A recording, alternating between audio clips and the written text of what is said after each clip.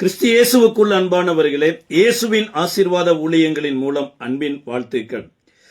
இந்த தொடர் உபவாச தியானத்துல கொலோசியருக்கு எழுதின நிருபம் 2ஆம் அதிகாரம் 10வது வசனத்தின் மையத்துல இருந்து நாம் அவருக்குள் பரிபூரணமாய் இருக்கிறோம் என்கின்ற தலைப்புல ஒவ்வொரு நாளும் தேவனால பரிபூரணமாக்கப்பட்டவர்களும் தேவனுடைய பரிபூரணத்தையும் குறித்து நாம் தியானித்துக் கொண்டிருக்கிறோம். அப்படி இந்த நாளிலும் தியானத்திற்கென்று எபிரேயருக்கு எழுதின நிருபம் 6ஆம் அதிகாரம் 1-2 வசனங்களில், ஆகையால் கிறிஸ்துவை பற்றிய சொல்லிய மூல உபதேசங்களை நாம் விட்டு செத்த கிரிகளுக்கு நீங்களாகும் மனம் திரும்புதல், தேவன் பேரில் வைக்கும் விசுவாசம், ஞானஸ்தானத்துக்கு அடுத்த உபதேசம், கைகளை வைக்குதல், மரித்தோரின் உயிர்த்தெழுதல், நித்திய நியாய தீர்ப்பு என்பவைகளாகிய அஸ்திபாரத்தை மறுபடியும் போடாமல் பூரணராகும்படி கடந்து போவோமாக. எபிரேய ஆக்கியோன் எழுதும்போது எழுதுறாரு, சில காரியங்களை திரும்ப திரும்ப சொல்லி கொண்டிருக்காதீங்க, அதுல ஒரு ஆர்கியூ பண்ணி கொண்டிருக்காதீங்கன்னு ஒரு 5 காரியத்தை மிக மிக முக்கியமா சொல்றார். அதுல முதலாவது காரியம் என்ன அப்படின்னா, மனம் திரும்புதலை குறித்த காரியம். எப்பெல்லாம் நீ மனம் திரும்பு அப்படின்னா அவங்க மனம் திரும்புறாங்க, மறுபடியும் அதே நிலைமைக்கு தான் போயிடுறாங்க. சில நேரங்களில் பாருங்க, நியூ இயர் வரும்போது ஏகப்பட்ட கமிட்மெண்ட் ஆகுறாங்க. ஆண்டவரே, நான் ஒரு நாளைக்கு 4 அதிகாரம் படிப்பேன், எப்படியாவது ஒரு 45 நிமிடமாவது ஜெபிப்பேன். அது எப்படியோ அந்த மாம்ச பலத்துல 1 மாசமோ அல்லது 2 மாசமோ போகுது, அப்புறம் மறுபடியும் அதே நிலைமைக்கு போயிடுறாங்க. 2வது காரியம், தேவன் பேரில் வைக்கும் விசுவாசம் அப்படிங்கிறார். தேவன் பேர்ல விசுவாசம் வைங்க. இப்ப விசுவாசம் அப்படின்னா யாரெல்லாம் விசுவாசித்தாங்க அப்படின்னு அதையே போக்கஸ் பண்ணி விசுவாசத்தை குறித்த போதனைகள் அப்படின்ட்டு. அடுத்து 3வது காரியம், ஞானஸ்தானத்துக்கு அடுத்த உபதேசங்கள். இன்றைக்கு ஞானஸ்தான உபதேசம் தான் பாருங்க நிறைய விதமான கான்ட்ரவர்சி வருது. நீங்க முழுகி ஞானஸ்தானம் எடுத்தீங்களா, இல்ல தெளிப்பு ஞானஸ்தானம் எடுத்தீங்களா, அல்லது நீங்கள் இயேசுவின் நாமத்தில் ஞானஸ்தானம் எடுத்தீங்களா, இல்ல பிதா குமாரன் பரிசுத்தாவின் நாமத்தினால ஞானஸ்தானம் எடுத்தீங்களா? இந்த கான்ட்ரவர்சியில பேசி பேசியே ஒரு இடத்துல என்ன ஆயிருதுன்னா, அங்க சீஸ் ஆகி நின்றது ஸ்பிரிச்சுவல் டிராவல்ஸ். ஆனா அங்க வேதம் என்ன சொல்லுதுன்னா, இதை பேசிக்கிட்டே இருக்கிறனால என்ன நடந்துற போகுது? இப்ப இஸ்ரவேலின் மக்கள் ஞானஸ்தானம் எடுத்தாங்களா? மோசேக்கு கீழே ஞானஸ்தானம் எடுத்தாங்களா? ஆனா மோசேக்கே தெரியாது அவங்களுக்கு ஞானஸ்தானம் கொடுத்தது. எப்படி ஞானஸ்தானம் கொடுத்தாருன்னா, சமுத்திரத்தின் மையத்துல நடத்தி ஞானஸ்தானம் கொடுத்தார் அப்படிங்கிறார். சரி, மோசே தான் ஞானஸ்தானம் கொடுத்தாருன்னு பார்த்தா அங்க நோவாவோடு 8 பேர் ஞானஸ்தானம் எடுத்திருக்கிறாங்க. அங்க எந்த பாஸ்டருமே இல்ல. ஏன்னா 40 நாள் ஜலப்பிரவாகம் வந்த போது உலகமே தண்ணிக்குள்ள இருந்தது, அங்க ஞானஸ்தானம் எடுத்தாங்க அப்படின்னு சொல்லப்பட்டிருக்கு. அப்ப ஞானஸ்தானத்தை குறித்து இந்த கான்ட்ரவர்சி டாக்கெல்லாம் விட்டுட்டு பூரணராகும்படி கடந்து போகுங்கிறார். அடுத்து கைகளை வைக்குதல். இந்த கைகளை வைக்குதல் அப்படிங்கிறதுல சில நேரங்களில் முன்னாடி நாட்களில் எங்களிடத்துல சொன்னதெல்லாம் என்னன்னா, நீ சீக்கிரமா யார் மேலேயாவது கை வச்சிடாத. ஏன் அப்படின்னா அவங்க மேல இருக்கிற அசுத்தாவி ரிலீஸ் ஆகி அது உனக்கு பிரச்சனையை கொடுத்துரும், அதனால கை வைக்காத. பைபிள் இருந்தா பைபிளை கொண்டு போய் அவங்க தலைமையில வை. ஏன்னா பைபிளுக்கு பயந்து பிசாசு ஓடிடணும். சார், பைபிளை நல்லா படிச்சா தான் தெரியுது, விசுவாசியை விட பிசாசுக்கு தான் பைபிள் நல்லா தெரியுது அப்படி. இயேசுவினிடத்துல கூட முதலாவது தரம் இந்த கல்லுகளை அப்பமாக்குன்னு சொன்ன பிசாசு 2வது தரம் வேத வசனத்தை கோட் பண்ணுது. இந்த கோட் பண்ணிட்டு வேத வசனத்தின்படியே சில காரியங்கள் பேசுது. அப்ப பைபிளை மேல வைக்கும் போது ஆவிக்கும் நமக்கும் பிரச்சனை வராதுன்னு நினைச்சிட்டு இருக்கிறோம். அப்படி கிடையாது. கைகளை வைக்குதல் அப்படின்னா என்னன்னா, ஒருவர் செய்கிற காரியம் தப்பானதா தெரிஞ்சதுன்னா அதோடு கூட நீ கைகோர்த்து விடாத, உடன்பட்டு விடாத, அந்த கைகளை சொல்லுது. அடுத்து சொல்லப்பட்டிருக்கிறது, மரித்தோர் உயிர்த்தெழுதல், நித்திய நியாய தீர்ப்பு. இதெல்லாமே இத பத்தியே பேசிட்டு இருக்காதபடி பூரணராகும்படி கடந்து போவோம் அப்படிங்கிறார். அப்ப பூரணர் அப்படிங்கிறதுல இன்றைக்கு பரிபூரணமான பரிகாரத்தை குறித்து நாம் தியானிக்க இருக்கிறோம் பாருங்க. பாவம் என்று ஒன்று தெரியும் போது அதுக்கு பிரேசித்தம் எனப்பட்டது, ஒரு பரிகாரம் எனப்பட்டது செய்யணும். அந்த பரிகாரம் எனப்பட்டது அநேக நேரங்களில் பாவத்துக்கும் செய்கிற பரிகாரத்திற்கும் சம்பந்தமே இல்லாமல் இருக்கு. யாத்ராம புஸ்தகத்தினுடைய 15வது அதிகாரத்தினுடைய 26வது வசனத்துல கர்த்தர் அங்க இஸ்ரவேல் மக்களிடத்துல தன்னை ஒரு பரிகாரியாக வெளிப்படுத்துறார். எப்படி வெளிப்படுத்துறார் அப்படின்னா, நீ உன் தேவனாகிய கர்த்தரின் சத்தத்தை கவனமாய் கேட்டு அவர் பார்வைக்கு செம்மையானவைகளை செய்து அவர் கட்டளைகளுக்கு செவி கொடுத்து அவருடைய நியமங்கள் யாவையும் கை கொண்டால் நான் எகிப்தியருக்கு வரப்பண்ணின வியாதிகளில் ஒன்றையும் வரப்பண்ணேன், நானே உன் பரிகாரியாகிய கர்த்தர் அப்படிங்கிறார். அப்ப பரிகாரியாகிய கர்த்தர் என்று ஒருத்தர் இருப்பார்னா பரிகாரம் எனப்பட்டது ஒன்னு செஞ்சே ஆகணும். எந்த இடத்துல தன்னை பரிகாரியாகிய கர்த்தர்னு சொல்றாருன்னா, இந்த இஸ்ரவேல் மக்கள் சிவந்த சமுத்திரத்தை கடந்து வனாந்தரத்துக்கு வந்த உடனேயே இவர்களுக்கு தாகம் ஏற்படுகிறது. தாகத்துக்கு தண்ணீரை தேடி தேடி கடைசியா ஒரு இடத்துக்கு வர்றாங்க. அவர்களா ஒரு இடத்தை கண்டுபிடிச்சு அவர்களா ஒரு தண்ணி எடுத்து மடக்குன்னு குடிக்கிறான். அங்க பார்த்தா அது கசப்புலையும் மரண கசப்பா இருக்குது. இப்ப இந்த நேரத்துல தான் மோசேக்கு விரோதமாகவோ ஆரோனுக்கு விரோதமாகவும் தேவனுக்கு விரோதமாகவும் முறுமுறுக்கிறாங்க. இப்ப முறுமுறுக்கிற போது மோசே கர்த்தரை நோக்கி ஜெபிக்கிறார். இப்ப ஜெபிக்கிறப்ப கர்த்தர் மோசேக்கு ஒரு மரத்தை காண்பிக்கிறார். இங்கதான் பரிகாரியும் வர்றாரு, பரிகாரமும் வருது. ஆனா இங்க பரிகாரத்தை தேவன் காண்பிக்கும் போது மோசேட்ட ஆண்டவர் சொல்லல இந்த மரத்தை வெட்டி மாறாவுல போடு அப்படின்னு சொல்லல. சில நேரம் தேவனுடைய பிரசன்னத்துல இருக்கும்போது தேவன் ஒரு புள்ளி தான் வைப்பாரு பாருங்க. அந்த பிரசன்னம் நம்மள ரோடே போட வச்சிடும். ஆபிரகாமுக்கு கர்த்தர் மோரியா மலையில ஆட்டைத்தான் காண்பிச்சார தவிர தன்னுடைய பிள்ளைக்கு ஆட்டை எடுத்து கொண்டு பலி செலுத்தி ரிலீஸ் பண்ணுன்னு சொல்லல. அப்போ பரிசுத்த ஆவியானவர் வருகிற போது பரிசுத்த ஆவியானவர் நம்மளை நடத்துற விதம் பாருங்க வேத வசனத்தோடு ஒத்து வரும். அப்ப இங்க வேத சொல்லி இருக்கிறது, இந்த மரத்தை காண்பித்த உடனேயே இப்ப மரத்தை எடுத்து கொண்டு போய் வெட்டி மோசே மாறாங்கிற ஒரு தண்ணியில போட்டுறார். அது வரைக்கும் பல நாட்கள் அந்த குளத்துல தண்ணி எப்போ உருவாச்சோ தெரியலைங்க. அந்த உருவான நாளிலிருந்து அது வரைக்கும் குடிக்கிறதற்கே தகுதியற்று இருந்த ஒரு குளத்துல இருந்த தண்ணி இந்த மரத்தை போட்ட உடனேயே அது மதுரமா மாறுது. அதாவது அந்த கசப்பு மதுரமாய் மாறுவதற்கு மோசே ஒரு பரிகாரத்தை செய்யறார். அந்த பரிகாரம் தான் மரத்தை வெட்டி எதுல போடுறாருன்னா தண்ணிக்குள்ள போடுறார். இப்ப தண்ணி மதுரமா மாறிடுது. இதுக்கு அப்புறம் தான் கர்த்தர் சொல்றாரு, நீ தன்னிச்சையா பயணிக்க கூடாது. ஏன்னா இந்த பயணம் எனப்பட்டது தேவன் இல்லாம உன் வாழ்க்கையில ஒரு நாள் கூட ஒரு அடி கூட எடுத்து வைக்கவே முடியாது. ஏன் அப்படின்னா இந்த பயணம் தேவனே உனக்கு முன்குறித்தது. இப்படி தேவன் நடத்துகிறார் என்று தலைமுறை அறியத்தக்கதாக நடத்துற ஒரு பயணம். ஏன்னா இரவுலையும் தேவன் இருப்பார், பகல்லையும் தேவன் இருப்பார். இரவும் பகலும் அவர்களை நடத்துவதற்கு மேக ஸ்தம்பத்தினால அக்னி ஸ்தம்பத்தினால அவர்களோடு கூட வந்தார். அப்ப இந்த பரிகாரத்தினுடைய பேசிக் முதலாவது நம்ம தெரிந்து கொள்ளணுமா இருந்தா எந்தெந்த இடத்துல பரிகாரம் தேவைப்படுதுங்கிறது மிக மிக முக்கியமானது. எதுனா குஷ்டரோகி ஒருத்தர் சுகமாயிட்டார்னு வைங்களேன், அந்த சுகமானவர் கட்டாயம் ஒரு பரிகாரம் செய்யணும். இந்த உலகத்திலேயே அதிகமான மனிதர்கள் தனிமைப்படுத்தப்பட்டது எதுலனா குஷ்டரோகத்துல தான்.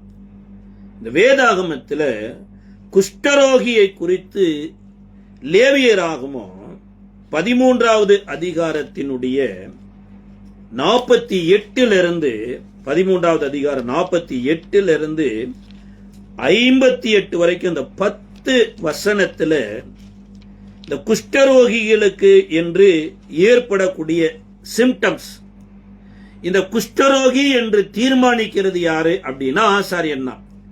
அப்போ ஒரு மனிதன் குஷ்டரோகி ஆயிட்டானா அந்த குஷ்டரோகியை கொண்டு போய் ஊருக்கு ஒதுக்குப்புறமா வைத்தரணும். அவன் சுகமாகிற வரைக்கும் உள்ளே வரக்கூடாது.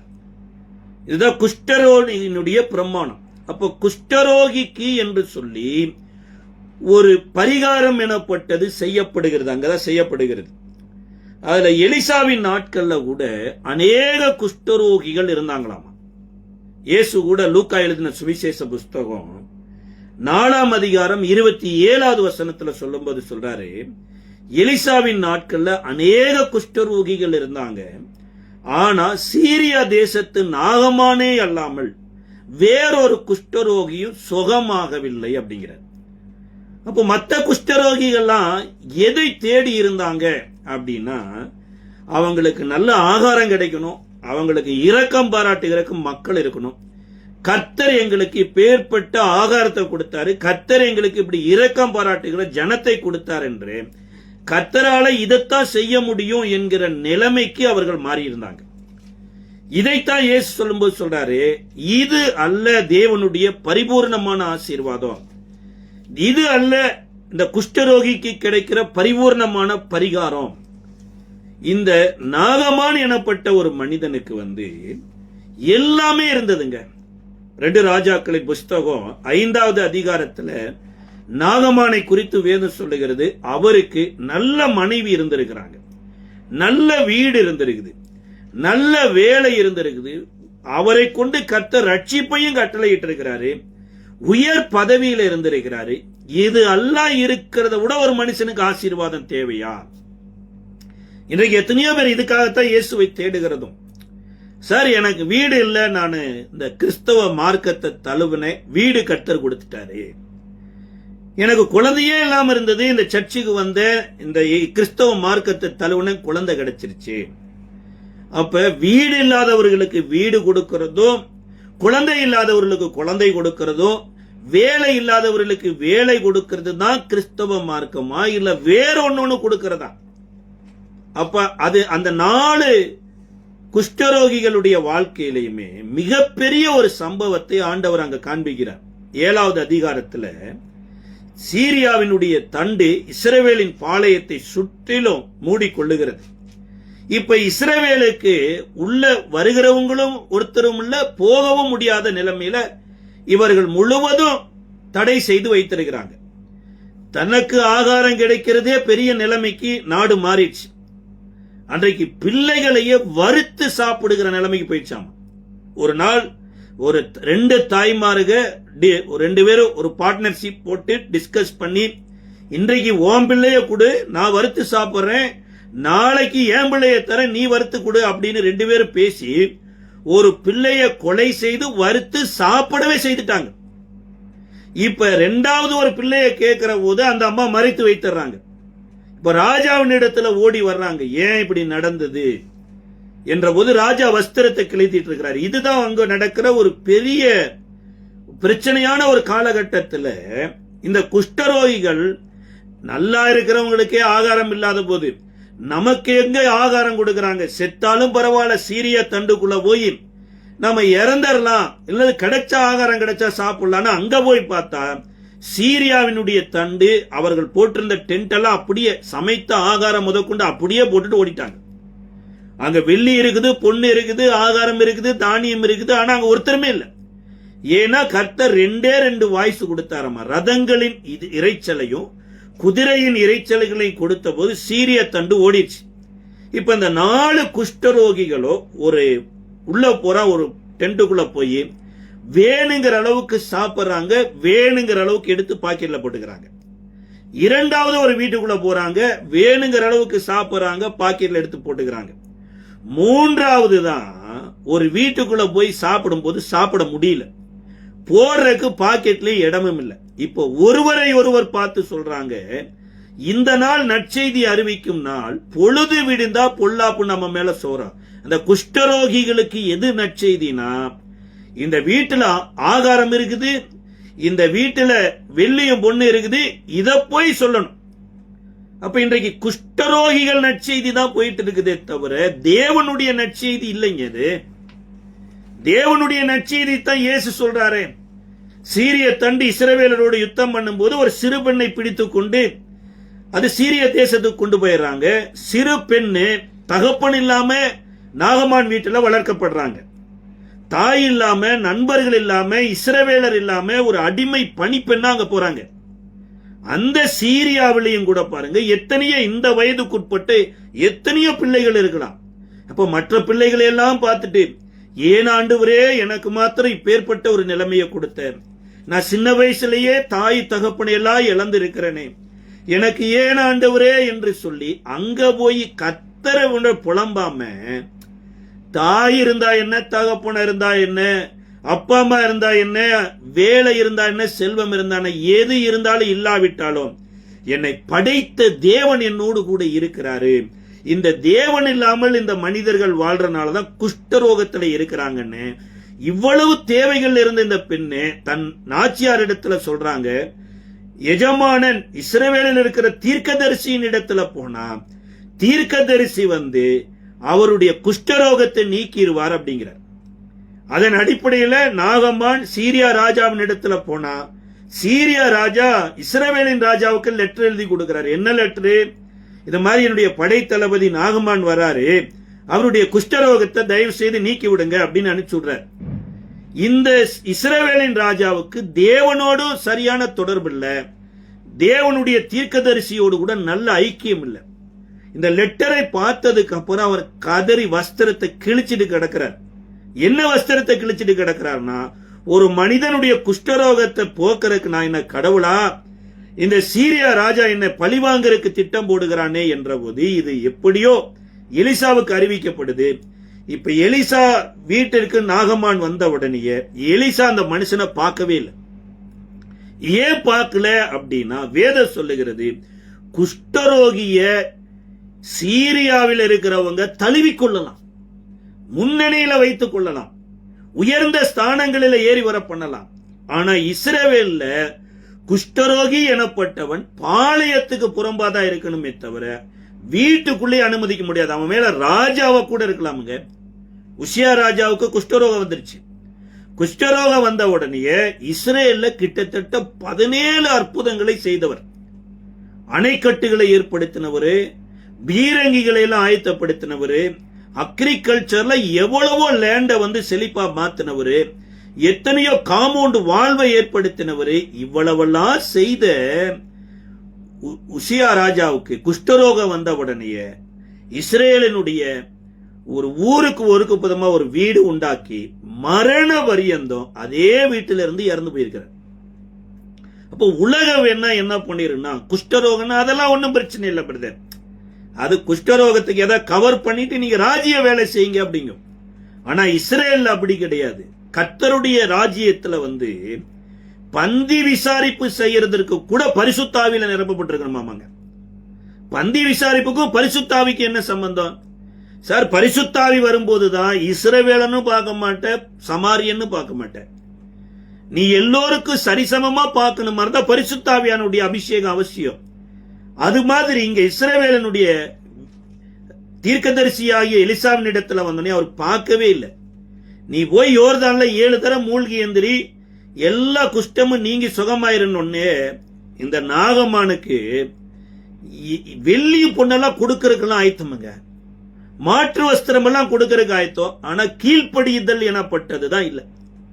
இதுதான் பாருங்க, குஷ்டரோகத்தோட கொடிய பாவம் உள்ள இருதயம் உள்ள ஒரு மனிதனுடைய வாழ்க்கை. சில பேர் பாருங்க, சுகமாவதற்கு எந்த ஆஸ்பத்திரிக்கு கூட போய் எந்த டாக்டர் ஐசியூல வச்சு என்ன வேணாலும் பண்றதுக்கு ஆயத்தம்.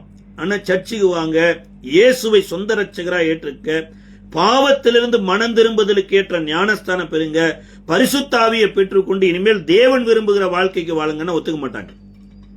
எனக்கு ட்ரீட்மெண்ட் கொடுக்கறதுக்கு எவ்வளவு நாள் வேணா கூட ஹாஸ்பிட்டல் இருப்பங்க, ஆனா பரிபூரண இந்த பரிகாரமாகிய இயேசுவுக்குள் கனெக்ட் ஆகிற இந்த வாழ்க்கைக்கு வரமாட்டோமாங்க. அதே மாதிரிதான் இந்த நாகமானும். இப்ப நாகமானுடைய வேலைக்காரர் கேட்கிறாரு, ஏங்க இவரை பார்த்தா ஒரு பரிசுத்தமான் மாதிரி தெரியுது, எல்லாரும் வெள்ளிக்கும் பொண்ணுக்கும் மாற்று வஸ்திரத்துக்கு ஆசைப்படுவாங்க, இவர் அப்படியெல்லாம் நம்மள்ட்ட கேட்கவே இல்லையே. இவர் சொன்னாரு ஒரு 7 தரம் போய் யோர்தான்ல மூழ்கி எழுந்திருந்தா மூழ்கி எந்திரிச்சு வந்துட வேண்டியதானே என்ற போது எலிசாவின் வார்த்தைக்கு கீழ்ப்படியாத நாகமான் இவருடைய வேலைக்காரருடைய வார்த்தைக்கு கீழ்ப்படைஞ்சு இப்ப போய் 7 தரம் மூழ்கி எந்திரிச்சா அவருடைய வஸ்திரம், அவருடைய உடம்பு எல்லாம் பாருங்க சிறு பிள்ளையினுடைய சரீரம் போல அவருடைய சரீரம் ஆயிடுச்சு. குஷ்டரோகங்கிற ஒரு அடையாளமே இல்லாம போயிடுச்சு. புது சிருஷ்டியா மாறிட்டார். அப்ப பரிபூரணமான பரிகாரம் எனப்பட்டது எலிசாவின் மூலமா நாகமானுக்கு கிடைச்சது. ஆனா அதே இஸ்ரவேல்ல இருக்கிற ஒரு குஷ்டரோகி கூட எலிசாவின் இடத்துல வந்து, ஐயா நாங்க குஷ்டரோகத்திலிருந்து போறதுக்கு என்ன வழி அப்படின்னு கேட்கல. இஸ்ரவேலை ஆட்சி செய்து கொண்டிருந்த ராஜா கூட, நம்ம தேசத்தில் இருக்கிற எல்லா குஷ்டரோகிகளும் வாங்க, நேரடியா போங்க, போய் எலிசாவினுடைய ஆலோசனையை கேட்டு குஷ்டரோகத்திலிருந்து விடுதலை ஆகுங்கன்னு ராஜாவும் சொல்லல. அப்போ பரிகாரம் எனப்பட்டது தோஷத்தை தீர்க்கக்கூடியதா இருக்கணும். குஷ்டரோகங்கிறது நம்ம நினைக்கிற குஷ்டரோகங்கிறது ஏதோ ஒண்ணு அப்படின்னு, பாவத்தை ஆண்டவர் அறியதற்கு ஒரு அடையாளமாகத்தான் குஷ்டரோகத்தை காமிக்கிறார். ஒரு மனிதன் பாவம் செய்கிற போது தேவனற்ற மனிதனாய், தேவ தூதர்களுடைய ஒத்தாசையற்ற மனிதனாய், பரிசுத்தவான்களுடைய ஐக்கியமற்ற மனிதனாய் எப்படி தனித்து விடப்படுகிறானோ அதற்கு அடையாளமாகத்தான் குஷ்டரோகம் எனப்பட்டது. அப்ப குஷ்டரோகத்தை போக்குறதுக்கு ஒரு தோஷத்துக்கு காரணம் சொல்லப்பட்ட மாதிரி ஆசாரியர்கள் கூட ஆஃபரிங் வாங்குறதற்கு கூட அவர்கள் இஸ்ரவேலருடைய காணிக்கையின் தோஷத்தை சுமப்பாங்களாமா. இதை குறித்து வேத வசனம் சொல்லுது. யாத்ராம புஸ்தகம் 28வது அதிகாரத்தினுடைய 38வது வசனத்துல, இஸ்ரவேல் புத்திரர் தங்கள் பரிசுத்த காணிக்கைகளாக படைக்கும் பரிசுத்தமானவைகளின் தோஷத்தை ஆரோன் சுமக்கும்படி அது ஆரோனுடைய நெற்றியின் மேல் இருப்பதாக கர்த்தருடைய சந்நிதியில் அவர்கள் அங்கீகரிக்கப்படும்படி அது எப்பொழுதும் அவர்கள் நெற்றிகளின் மேல் இருக்க வேண்டும். அதாவது காணிக்கையை கொண்டு வர்றாங்க பாருங்க. இஸ்ரவேலின் மக்கள் எதை காணிக்கையா கொண்டு வர்றாங்கன்னா, குற்ற நிவாரண பலியா, பாவ நிவாரண பலியா, சர்வாங்க தகன பலியா, ஆடுகளையோ காளைகளையோ கொண்டு வரும்போது இந்த ஆடுகளையும் காளைகளையும் பலி செலுத்தி இவைகள் மேலே இருக்கிற பாவம் ரத்தமா கன்வெர்ட் ஆகி மகா பரிசுத்த ஸ்தலத்துக்கு எடுத்துட்டு போறது யாருன்னா இந்த ஆரோனும் ஆரோனுடைய பிள்ளைகளும் தான். அப்ப இந்த ஆரோனுக்கும் ஆரோனுடைய பிள்ளைகளுக்கும் தலையில நெத்தியில ஒரு பட்டயம் எனப்பட்டது இல்லைன்னா கட்டாயம் இவர்கள் மற்றவங்க பாவத்தை எடுத்துட்டு போகும்போது அவங்களும் மரித்து போயிடுவாங்க. ஏன்னா பாவம் எனப்பட்டது மிக கொடூரமானதுங்க. அன்றைக்கு தாவீது ஒரு ஆட்டை காப்பாத்தினாரு சிங்கத்தின் இடத்துல. ஆடு மீட்கப்பட்டுருச்சு. இப்ப சிங்கம் ஆட்டை விட்டுட்டு யாரை பிடிக்க வந்துருச்சுன்னா தாவீதை பிடிக்க வந்துருச்சு. அப்ப அவர் தலை மேல அபிஷேகம் இருந்ததுனாலதான் ஆட்டை காப்பாற்றுவதற்கு இந்த அபிஷேகம் உதவினது போல தன்னையும் காப்பாற்றிக் கொள்வதற்கு இந்த அபிஷேகம் உதவி செய்தது. அப்போ ஒரு ஆசாரியனுடைய நெற்றியில எது இருக்குதோ இல்லையோ அந்த பட்டயம் எனப்பட்டது இருக்கணுமாமா. அந்த பட்டயம் எனப்பட்டதுல கர்த்தருக்கு பரிசுத்தம் என்னப்பட்டது எழுதியிருக்குமாமா. அத மல்கியா 2வது அதிகாரம் 11வது வசனத்துல தேவன் சிநேகிக்கிற பரிசுத்தம் என்று சொல்லப்பட்டிருக்கிறது. வெளிப்படுத்தின விசேஷத்தின் 9வது அதிகாரம் 4வது வசனத்துல கூட அங்க சில வெட்டுக்கிளிகளை காண்பிக்கிறார் ஆண்டவர். இந்த வெட்டுக்கிளிகள் பூமியில் இருக்கிற வேற பயிர்களையோ தானியங்களையோ சாப்பிடாதபடி யார் நெற்றிகளில கர்த்தருடைய அடையாளம் இல்லையோ அவர்களை எல்லாம் பட்சித்து போடும்படியாய் கர்த்தரை அனுப்பினாராமா. அப்ப இன்றைக்கு நீங்களும் நானும் பரிசுத்தத்தை தலைமேல சுமந்துட்டு போகல அப்படின்னா மற்றவர்களுக்கு மனதுருகினாலோ இல்ல மற்றவர்களுக்கு ஏதோ ஒன்று செய்தாலோ கட்டாயம் அதனுடைய பாதிப்பு நமக்கு வரும் பாருங்க. அன்றைக்கு பவுல் கூட அநேக விதமான அற்புத அடையாளமான ஊழியங்களை செய்தார். ஒரு நாள் பவுலை சந்திப்பதற்கு சில பலவீனம் உள்ள மக்கள் வர்றாங்க, பிசாசினால் பிடிபட்ட மக்கள் வர்றாங்க. அப்ப பவுல் அந்த நாட்களில இல்ல. அப்ப இல்லாத போது பவுலினுடைய வஸ்திரத்தை எடுத்து போடுறாங்க பேய் பிடிச்சவங்க மேல. உடனே பேய் அவர்களை விட்டு ஓடி போயிருது. பலவீனர்கள் மேல போட்ட உடனே பலவீனம் போயிருது. கர்த்தருடைய அற்புதம் இப்படி வெளியரங்கமா நடந்த போது பரிசுத்தம்னா என்னன்னே தெரியாத ஆசாரியனுடைய பிள்ளைகள், தேசாந்தரியாய் திரிகிற பிள்ளைகள், அவர்கள் என்ன பண்ணாங்க, ஏன் இந்த மேஜிக் நல்லா இருக்குதே, இதுல ஒரு நல்ல வருமானம் வரும் போல இருக்கு, இதவே நம்ம காப்பி பண்ணலாம்னு சொல்லிட்டு பேய் ஓட்டுற வேலைக்கு இறங்கினாங்க. அது பேயை எப்படி ஓட்டுனாங்க அப்படின்னா, பவுல் பிரசங்கிக்கிற இயேசுவின் நாமத்துல போ பிசாசுன உடனேயே பிசாசு சொல்லுது, எனக்கு பவுலையும் தெரியும் இயேசுவையும் தெரியும், நீங்கள் யார் என்று சொல்லி அவருடைய வஸ்திரத்தை எல்லாம் கிழித்து அடித்து நிர்வாணமா அந்த பேயும் பிசாசு அவர் ஆசாரியனுடைய பிள்ளைகளை ஓட விட்டுருச்சாமா. அப்போ ஒரு ஆசாரியனுடைய பிள்ளையா இருக்கிறது முக்கியம் இல்ல, அசுத்தாவிகளை துரத்துறது முக்கியம் இல்ல, தலையில பரிசுத்தாவியானவருடைய அபிஷேகம், கர்த்தருக்கு பரிசுத்தம் என்கின்ற ஒரு பட்டயமா நமக்கு இருந்தா தான் நம்மளுடைய ஊழியத்திலையும் நமக்கும் பாதுகாப்பு எனப்பட்டது இருக்கும். பாருங்க, சிலர் எதையோ நெற்றிகளில் எழுதி இருக்கிறாங்களாம். இதை குறித்து வெளிப்படுத்தின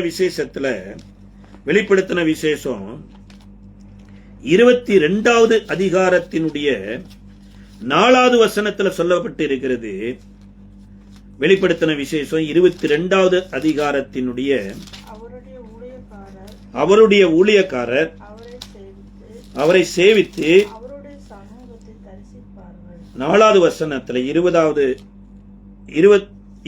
அதிகாரத்தினுடைய 4வது வசனத்திலே சொல்லப்பட்டிருக்குது. 22வது அதிகாரம் 4வது வசனத்திலையுமே தரிசிப்பார்கள், அவருடைய நாமம் அவர்களுடைய நெற்றிகளில் இருக்கும். ஆனா 4வது வசனத்துல சொல்லுது, 20வது அதிகாரம் 4வது வசனத்துல, அன்றியும் நான் சிங்காசனங்களை கண்டேன், அவைகளின் மேல் உட்கார்ந்தார்கள், நியாய தீர்ப்பு கொடுக்கும்படி அவர்களுக்கு அதிகாரம் கொடுக்கப்பட்டது, இயேசுவை பற்றிய சாட்சியின் நிமித்தமும் தேவனுடைய வசனத்தின் நிமித்தமும் சிரசேதம் பண்ணப்பட்டவர்களுடைய ஆத்துமாக்களையும் மிருகத்தையாவது அதன் சொரூபத்தையாவது வணங்காமலும் தங்கள் நெற்றிகளிலும் தங்கள் கைகளிலும் அதன் முத்திரையை தரித்துக் கொள்ளாமலும் இருந்தவர்களை கண்டேன். அவர்கள் உயிர்த்து கிறிஸ்துவனுடனே 1000 வருஷம் அரசாண்டார்கள். இங்க சொல்லப்பட்டிருக்குது, நெற்றிகளில வேற அடையாளம் போடல, அங்க கர்த்தருக்கு பரிசுத்தம் எனப்பட்ட ஒரு அடையாளம் போடப்பட்டிருந்துச்சாம். இத எசேக்கியேல் தீர்க்க தரிசன புஸ்தகம் 9வது அதிகாரத்துல கூட பார்க்கலாம். நெற்றிகளில அடையாளம் போடப்பட்டவர்கள் இவர்கள் தான் ஜீவ புஸ்தகத்துல பேரெழுதப்பட்ட சர்வ சங்கத்துல இருக்கிறவங்க, இவங்க தான் 1000 வருட அரசாட்சிக்குரியவர்கள் அப்படின்னு சொல்றாங்க. பட் கர்த்தருக்கு பரிசுத்தம் எனப்பட்டது நெற்றிகளிலே இருக்கணும். அப்ப அந்த நெற்றிகளிலே இல்லாம நம்ம என்னதான் காரியங்கள் செய்தா கூட கட்டாயம் ஆபத்துகளை சந்திக்க வந்துரும், அல்லது பெரிய இழப்புகளை நேரிடும். பாருங்க, அன்னைக்கு உசியா ராஜாவுக்கு கூட அடையாளம் எங்க வந்ததுன்னா குஷ்டரோகி அப்படின்னு நெற்றியில தான் வந்துச்சு. அன்றைக்கு ஆலயத்துக்குள்ள தேவன் அனுமதிக்காத இடத்துல வந்தாருங்க, நெற்றியில தான் குஷ்டரோகி என்கின்ற ஒரு அடையாளம் வந்தது. அப்ப இன்றைக்கு நம்மளுடைய நெற்றிகள் தேவனால முத்தரிக்கப்படணுமா இருந்தா நம்ம தலை பரிசுத்த ஆவியினால நிறைந்திருக்கணும். இன்னி சொல்ல போனா இயேசு கிறிஸ்து நம்ம தலையா மாறணும். நம்ம தலையில இயேசு கிறிஸ்து வரமாட்டாருங்க, நாம தான் இயேசு கிறிஸ்துவின் தலையா மாறணும். அப்ப எப்ப நாம இயேசு கிறிஸ்துவின் தலையா மாறுவோம்னா பரிசுத்த ஆவியானவருடைய அபிஷேகம் நம்ம தலையில வரும்போதுதான் பரிசுத்தம் எனப்பட்டது வரும். எலிசாவின் நாட்கள்ல கூட ஒரு இடத்துல ஒரு தோஷம் எனப்பட்டது வந்துருது. அது பஞ்ச காலத்துல இந்த தோஷம் வருது. இந்த தோஷத்தை எலிசா எப்படி பரிகாரம் செய்து நீக்கினார் என்று சொல்லி 2 ராஜாக்களின் புஸ்தகம் 4வது அதிகாரத்தினுடைய 40 44 வரைக்கும் சொல்லப்பட்டிருக்கிறது. 38 கூட அந்த சம்பவம் இருக்குது. அதுல 38 மாத்திரம் படிக்கலாம், மீதி நம்ம கவனிக்கலாம். எலிசா கில்காலுக்கு திரும்பி போயிருக்கையில் தேசத்தில் பஞ்சம் உண்டாயிற்று. தீர்க்கதரிசிகளின் புத்திரர் அவனுக்கு முன்பாக உட்கார்ந்திருந்தார்கள். அவன் தன் வேலைக்காரனை நோக்கி, நீ பெரிய பானையை அடுப்பில் வை, தீர்க்கதரிசிகளின் புத்திரருக்கு கூழ் காய்ச்சு என்றான். தேசத்துல மிகப்பெரிய பஞ்சம். இவருக்கு முன்னாடி தீர்க்கதரிசிகளின் புத்திரர் இருக்கிறாங்க. ஒருவேளை ஒரு 100 பேர் இருக்கிறாங்கன்னு வைத்துக் கொள்ளுங்க. பசியோடு கூட இருக்கிறாங்க. பசியோடு இருக்கிறவங்களுக்கு கூழ் காய்ச்சின உடனே கூழை காய்ச்ச ஆரம்பிச்ச போது வெறும் கூழை மாத்திரம் எப்படி குடிக்கிறது, கொஞ்சம் அதோட கொஞ்சம் டேஸ்டா கூழ் சமைக்கலான்னு சில பேர் வெளியில போய் சில கீரைகளோடு பேய் கொம்மட்டி காயையும் மடி நிறைய புடுங்கிட்டு வந்து இந்த கூழ்ல போட்டுறாங்க. இப்ப பேய் கொம்மட்டி காயும் கீரையும் கூழும் வெந்து கொண்டு இருக்குது. இதுக்கு இடையில இத பரிமாறுவதற்கு முன்னாடி ஒரு மனிதன் உள்ள வந்து பார்க்கறான், இதுல பேய் கொம்மட்டி காய் உள்ள கிடக்குதுன்னு உடனே இப்ப எலிசாவின் இடத்துல சொல்றாங்க, ஐயோ பேய் கொம்மட்டி காய் உள்ள கிடக்குது, மரணம் உள்ள கிடக்குது, சாவு கிடக்குது, இதுக்குள்ள தோஷம் இருக்கிறது அப்படிங்கிறான். 41வது வசனத்துல, அப்பொழுது அவன் மாவை கொண்டு வர சொல்லி அதை பானையில் போட்டு ஜனங்கள் சாப்பிடும்படி அவர்களுக்கு வார் என்றான். அப்புறம் பானையில் தோஷம் இல்லாமல் போயிற்று. சார், இங்க பானையில தோஷம் எப்படி வந்ததுன்னு அறிந்தாங்க. ஆனா எலிசா பானையில தோசை எப்படி போகணும்னு சொல்லி கொடுத்தார். அப்ப இன்றைக்கு எத்தனையோ பேர் பாருங்க, எலும்பச்சம்பளத்துல ஆவி இருக்குதுன்னு கண்டுபிடிக்கிறாங்க, தகுடுல ஆவி இருக்குதுன்னு கண்டுபிடிக்கிறாங்க, குங்குமத்துல ஆவி இருக்குதுன்னு கண்டுபிடிக்கிறாங்க, இனி அமாவாசையில ஆவிகள் உலாவுதுன்னு கண்டுபிடிக்கிறாங்க, பௌர்ணமியில ஆவி இருக்குதுன்னு கண்டுபிடிக்கிறாங்க. சார், கல்வாரி சிலுவையில நானே உன் பரிகாரியாகிய கர்த்தர் என்கின்ற அறிவு போயிடுச்சு. இது எந்த இடத்துல நடந்த சம்பவம் அப்படின்னா கில்கால்ல தான் ஆரம்பிக்கப்பட்டது. இந்த கில்கால் எனப்பட்டது இஸ்ரவேலுடைய வாழ்க்கையில ஒரு நினைவு சின்னம் இருக்கிற ஒரு இடம். இந்த யோசுவாவின் புஸ்தகத்துல இருந்து அந்த இடத்தை நம்ம பார்க்கலாம். எப்படி யோர்தானை கடக்கிறதுக்கு முன்னாடி யோர்தான்ல பரிசுத்த ஆசாரியர்கள் உடன்படிக்கை பெட்டி எடுத்துக்கொண்டு வருகிற போது யோர்தான் பின்னிட்டு திரும்பும். அப்ப யோர்தானில 2 பலிபீடத்தை ஏற்படுத்த சொல்லி கர்த்தர் யோசுவாவுக்கு சொல்றார். ஒன்று என்னன்னா, யோர்தானுக்குள்ளேயே 12 கற்களை எடுத்து அடையாளமா யோர்தானுக்குள்ள ஒன்னும் இந்த ஆசாரியர்கள் நின்ன இடத்திலிருந்து 12 கற்களை எடுத்து கொண்டு வந்து கில்கால்ல ஒண்ணு வைக்க சொல்றார். அதன் அடிப்படையில யோர்தானுக்குள்ள 12 கற்களை அடுக்கி வைக்கிறாங்க. அடுத்து இவர்கள் தங்கி இருந்த இடத்திற்கு 12 கற்களை கொண்டு வர்றாங்க. இதை குறித்து யோசுவாவின் புஸ்தகத்துல 4வது அதிகாரம் 8வது வசனத்துல சொல்லப்பட்டிருக்கிறது. யோசுவா கட்டளையிட்டபடி இஸ்ரவேல் புத்திரர் செய்து கர்த்தர் யோசுவாவோடே சொன்னபடியே இஸ்ரவேல் புத்திரருடைய கோத்திரங்களின் இலக்கத்தின்படியே சரியாக 12 கற்களை தங்களோட கூட அக்கறைக்கு கொண்டு போய் தாங்கள் தங்கின இடத்தில் வைத்தார்கள். அப்ப இங்க இன்னொன்னு, யோர்தானின் நடுவிலும் உடன்படிக்கை பெட்டியை சுமந்த ஆசாரியர்கள் கால் நின்ற இடத்தில் யோசுவா 12 கற்களை நாட்டினான். அங்க 12 கற்கள் யோர்தானுக்குள்ள, யோர்தானிலிருந்து வெளியில தங்கின இடத்துல 12 கற்கள். இந்த 12 கற்கள் வைக்கப்பட்ட இடம் தான் கில்கால் என்று சொல்லப்படுது. இதை 20வது வசனத்துல சொல்லுது, அவர்கள் யோர்தானிலிருந்து கொண்டு வந்த அந்த 12 கற்களையும் யோசுவா கில்காலிலே நாட்டினார். அப்ப கில்கால்ல கல்லை எதுக்கு வச்சாங்கன்னா, நம்ம யோர்தானை தானா கடந்து வரல, இல்ல நம்ம இந்த இடத்தை ஏதோ ஒரு அதிர்ஷ்டத்துல புறப்பட்டு வரல, அங்க பரிசுத்தம் எனப்பட்ட ஒரு முக்கியமானது பேசப்பட்டது. ஆசாரியர்கள், பரிசுத்த ஆசாரியர்கள் உடன்படிக்கை பெட்டியினுடைய தயவுனாலதான் நம்ம யோர்தானை கடந்து வந்தோம் என்று இந்த 12 கற்கள் தலைமுறையினருக்கு சொல்லணும். பாருங்க, பின்னாட்கள்ல பிள்ளைய கேட்பாங்க, ஏன் இந்த கல் இங்க இருக்குது, ஏன் இந்த கல்லை கொண்டு வந்து இங்க வச்சிருக்கிறாங்க என்று கேட்டா அந்த பிள்ளைகளுக்கு நம்ம சொல்லணும். பாருங்க, கடந்த நாட்கள்ல பீகார்ல ஒரு கோவிலினுடைய அறையில ஒட்டி ஒரு ஏசி ஒயர் பைப், அந்த வாட்டர் அவுட்ரு வாட்டர் வெளியில போற இடத்துல ஒரு இடத்துல தண்ணி லீக் ஆகி வந்துங்க, ஒரு ஒரு அப்படியே அந்த கல்லு சிலையில அப்படியே கீழே வருது. உடனே இவங்க என்ன பண்ணிட்டாங்க அப்படின்னா, சார் இது ஏசி ஓடுனா ஆட்டோமேட்டிக்கா அந்த ஏசி அவுட்ரு வாட்டர் வெளியில போறது, அது எங்கே லீக்கேஜ் ஆகி இந்த கல்லு வழியா கீழே இறங்கி வந்த உடனே ஒருத்தன் போய் அதை தீர்த்தமா வாங்கி குடிக்கிறான். வரிசையில நிக்கிறாங்க. சார் இது எங்க இருந்து வந்தது, இது ஏன் வந்தது, இது என்னதுன்னு ஒண்ணுமே கேட்கறது இல்ல. யாரோ ஒருத்தர் சொல்றாங்க, அந்த ஊர்ல போங்க, வல்லமையான சாமி இருக்குது, எல்லா பிரச்சனையும் அதை தீர்த்துனா கட்டி சோத்த பானையை கட்டிட்டு அப்படியே கண்ணை மூடிட்டு போகிற ஒரு கூட்டம் இருக்குது. அதே மாதிரிதான் நீங்க இந்த கோயிலுக்கு போங்க, அங்க பாத்தீங்கன்னா அமாவாசைக்கு பேய் ஓட்டுறாங்க. அது செவ்வாய்க்கிழமை பேய் ஓட்டுறாங்கன்னா பேயிலிருந்து ரிலீஸ் ஆகிறதான் பெரிய பிரச்சனை. அதே மாதிரிதான் இங்கேயும் நட்டு வைக்கப்பட்ட கல்லு எதுக்குன்னு தெரியல. இது காலப்போக்கில் என்னவா மாறிடுச்சுன்னா, நியாயாதிபதிகளின் புஸ்தகம் 3வது அதிகாரம் 19வது வசனத்துல, அவனோ கில்காலில் உள்ள சிலை இருக்கும் இடத்திற்கு திரும்பி வந்து ராஜாவும் இடத்தில் சொல்ல வேண்டிய ரகசியமான ஒரு வார்த்தை உண்டு என்றான். அதற்கு பொறு என்றான். அப்பொழுது அவ்விடத்தில் நின்ற யாவரும் அவனை விட்டு வெளியே போய்விட்டார்கள். இங்க யெகூ ஒரு ராஜாவை கொலை செய்ய போறாரு. அந்த கொலை செய்யறதுக்கு முன்னாடி கில்கால்ல சிலையே வந்துருச்சு, சாமியே வந்துருச்சுங்க.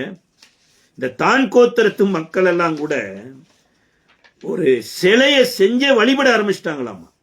அப்ப இதெல்லாம் ஏன் அப்படின்னா, கர்த்தர் கில்கால்ல இருக்கிற மக்களுக்கு தன்னை எலிசாவின் மூலமா வெளிப்படுத்த சித்தம் கொண்டார். அவங்க அது வரைக்கும் இந்த போதனையில உள்வாங்கிட்டு இருந்தாங்க பாருங்க. அதுல தோஷம் இருக்குது, இதுல தோஷம் இருக்குது, அதுல பாவம் வருது, இதுல பாவம் வருது, அதை தொடக்கூடாது, இதை தொடக்கூடாது, அங்க சாப்பிட்டா பிரச்சனை, இங்க சாப்பிட்டா பிரச்சனை, சாப்பாட்டுல பிரச்சனை. சில இடங்களில் இன்றைக்கும் போதிக்கப்படுது, நீ கர்த்தரை அறியாத மக்களிடத்துல போய் தயவு செய்து கல்யாணத்துக்கு போகாதே, அவங்க வீட்டுல ஏதோ ஒரு பங்கன்னா போகாத. ஏன் அப்படின்னா, அவர்கள் விக்கிரகங்களுக்கு படைக்கப்பட்டதிலிருந்து உனக்கு கொடுத்துருவாங்க, உனக்கு பலவீனம் வந்துடும் அங்க போனானுடைய. அதன் அடிப்படையில் இவர்களும் அங்க போறதில்லை, சொந்த சகோதரனுடைய திருமணங்களுக்கு போறதில்லை. இதையெல்லாம் இயேசு நினைத்திருந்தார்னு வைங்கள, ஒரு வேளை இந்த பூமியில பாவிகளோடு உட்கார்ந்து சாப்பிட்டு இருப்பாரா? அப்ப இன்றைக்கு நீங்களும் நானும் கிறிஸ்துவினுடைய மூல உபதேசத்தை விட்டுட்டு எதை பிடித்துக் கொண்டு இருக்கிறோமாமா? இந்த தோஷத்தை பிடித்துக் கொண்டு இருக்கிறோமா? பேய் கொம்பட்டிக்காய் என்ன, பேய் இல்லாத கொம்பட்டிக்காய் என்ன? இஸ்ரவேலுக்கு விரோதமா குறி சொல்லுதலும் இல்ல, மந்திரவாதமும் இல்லைன்னு சொல்லப்பட்டபடி எத்தனையோ காரியங்கள் நமக்கு எதிராக இருந்தாலும் தேவன் அதை ஒன்றுமில்லாமல் ஆக்கிறாருங்க. அன்றைக்கு மாறாவின் கசப்பையே இந்த மரம் மதுரமா மாத்தி இருக்கும்னா, அப்ப இந்த தேவனுடைய பிள்ளைகள் தான் நீங்களும் நானும். இந்திய தேசத்துக்கு வந்த மிஷினரிகள் வந்த காலகட்டத்தில் இந்த அமாவாசை காலமெல்லாம் இல்லாமலா இருந்தது, இந்த பேய் பிசாதெல்லாம் இல்லாமலா இருந்தது. ஆனா இவர்கள் இதை போக்கஸ் பண்ணலைங்க. இந்த ராஜ்யத்தின் சுவிசேஷத்தை எப்படியாவது ஜனங்களுக்கு கொண்டு போயிடணும், இயேசு கிறிஸ்துவை பற்றிய மூல உபதேசத்தை கொண்டு போகணும்னு இரவு பகலும் பிரயாசப்பட்டாங்க. இன்றைக்கு அநேகர் என்ன பண்ணிட்டாங்க அப்படின்னா, சுடுகாட்டில் இருந்து கல்லறைக்கு கன்வெர்ட் ஆகி வந்திருக்கிறாங்க. முதல்ல கர்த்தரை அறியாத போது ஒரு மனிதன் மரித்தானா பாட செய்வாங்க, பாட செஞ்சு அங்க தண்டூரா போட்டு அடிச்சு ஆட்டம் பாட்டம் போட்டு அந்த பாடி எடுத்துக்கொண்டு சுடுகாட்டில் வைப்பாங்க. இப்ப சர்ச்சுக்கு போயாச்சு. சர்ச்சுக்கு போனதுக்கு அப்புறம் இப்ப பாட செய்யறது இல்ல, நமக்கு பாக்ஸ் செஞ்சிடறாங்க. அடுத்து மேலதாளம் அந்த போடுறது இல்ல, இப்ப என்ன கொயர் பாடுறதுக்கு வந்துடுறாங்க. சுடுகாட்டிலிருந்து கல்லறைக்கு வந்திருக்குமே தவிர கிறிஸ்தவனுடைய மூல உபதேசத்துக்குள்ள வரல அப்படிங்கிறார். அப்ப இந்த கில்கால்லையும் இதே நிலைமை தான் வந்திருக்குது. அப்ப இந்த தோஷம் அவர் நீக்கிறதுக்கு என்ன பண்ணாருன்னா, மாவை கொண்டு போட்டாராமாங்க. நம்மளா இருந்தா என்ன பண்ணிருப்போம்? பானையில தோஷம் இருக்குது, சாவு இருக்குன்னா பானையோட அப்படியே கூளை தூக்கி கொட்டியிருப்போம். ஐயோ சாமி, நான் கொஞ்ச நாள் உயிர் வாழணுமாப்பான்னு பானையோட கூளை கொட்டியிருப்போம். ஆனா இவர் எதை போட்டாருன்னா மாவை போடுறார். சார், தோசை நீங்குவதற்கும் மாவை போடுவதற்கு என்ன சம்பந்தம்? அப்ப இந்த கனியை குறித்த அறிவு எத்தனை இருக்குதோ இல்லையோங்க, இந்த மாவை குறித்த அறிவு வேணும். இந்த மாவு தாங்க அப்பமா கன்வெர்ட் ஆகும், இந்த அப்பம் தாங்க தேவ சமூகத்துக்கு போகும்.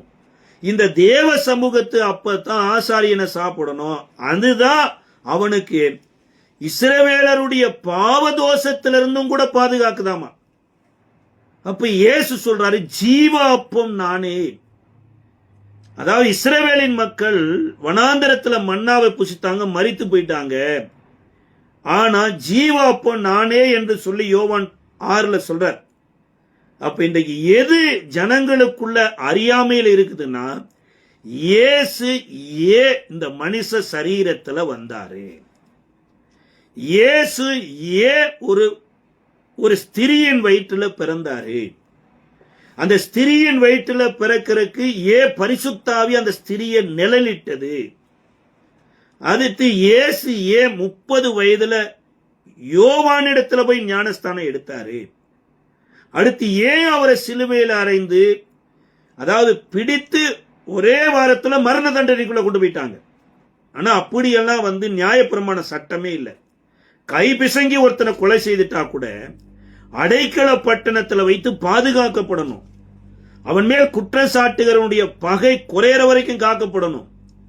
அப்ப இயேசுவுக்கு மரண தண்டனை கொடுப்பதற்கு ஏற்ற பாவம் ஒன்றுமே செய்யாமல் இருந்த போது கூட 40 அடிக்கு 1 அடி குறைஞ்சு 39 அடி அடிச்சு அவரை இந்த மாதிரி பண்ணுனாங்க.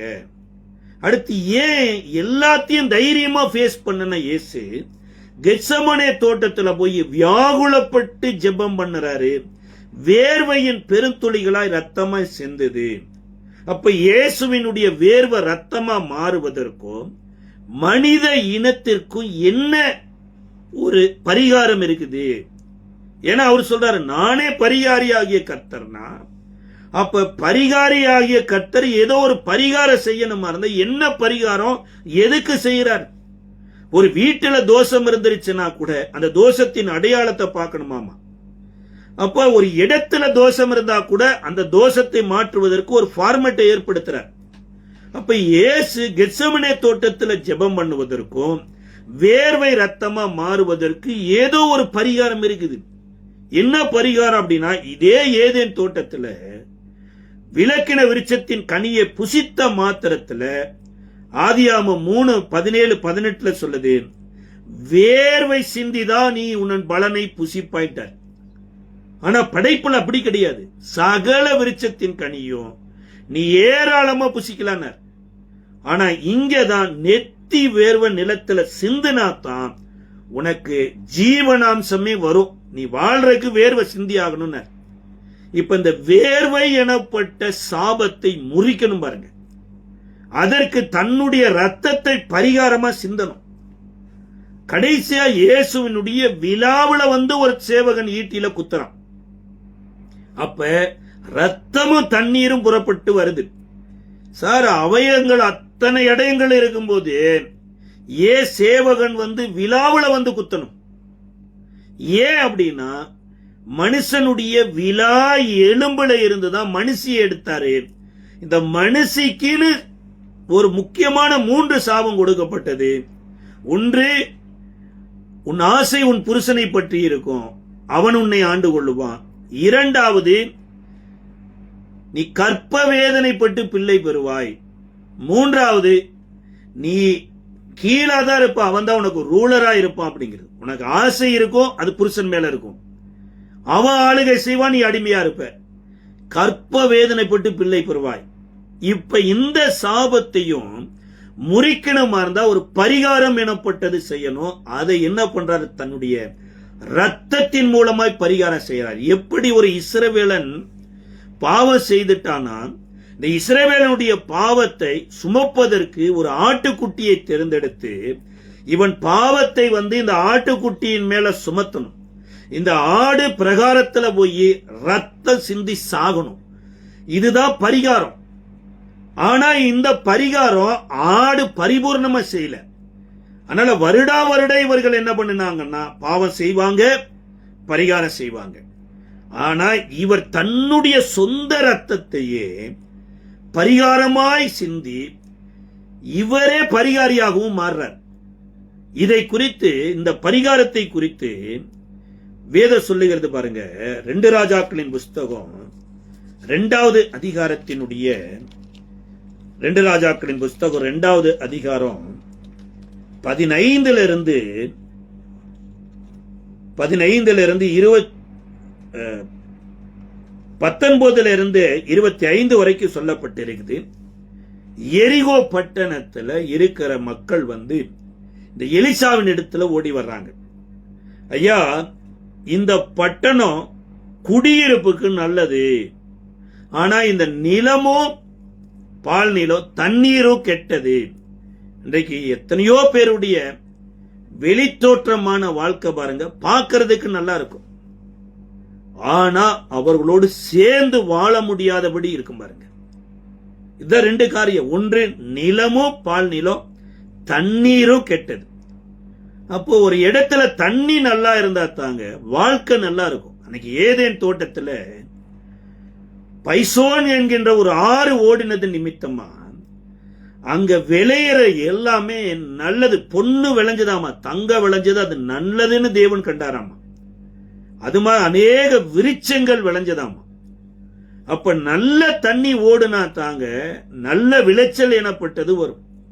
இப்ப நல்ல தண்ணிங்கிறது என்னன்னா, பரிசுத்த ஆவியானவர் எனப்பட்டவர் நமக்குள்ள இருந்தா தான் எண்ணங்களும் சிந்தனைகளும் சரியா இருக்கும்.